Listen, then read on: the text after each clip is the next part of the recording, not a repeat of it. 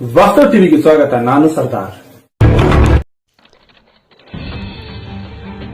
ವಿಜಯಪುರದ ಭೀಮಾ ತೀರದಲ್ಲಿ ಮತ್ತೆ ಗುಂಡಿನ ಸದ್ದು ನಡೆದಿದೆ. ಹೌದು, ವಿಜಯಪುರ ಭೀಮಾ ತೀರದಲ್ಲಿ ಗುಂಡಿನ ಮರೆತು ಹೋಗಿದ್ದ ಘಟನೆ ಒಂದು ಮತ್ತೆ ಸಂಭವಿಸಿದೆ. ವಿಜಯಪುರ ಜಿಲ್ಲೆ ಚಡ್ಚನ್ ತಾಲೂಕಿನ ದೇವರನಿಂಬರ್ಗಿ ಗ್ರಾಮದಲ್ಲಿ ಈ ಘಟನೆ ಸಂಭವಿಸಿದ್ದು, ದೇವರನಿಂಬರ್ಗಿ ಗ್ರಾಮ ಪಂಚಾಯಿತಿಯ ಅಧ್ಯಕ್ಷರಾದ ಭೀಮನಗೌಡ ಬಿರಾದಾರ್ ಮೇಲೆ ಫೈರಿಂಗ್ ನಡೆದಿದೆ. 3 ಸುತ್ತು ಗುಂಡು ಹಾರಿಸಿ ದುಷ್ಕರ್ಮಿಗಳು ಪರಾರಿ ಆಗಿದ್ದಾರೆ.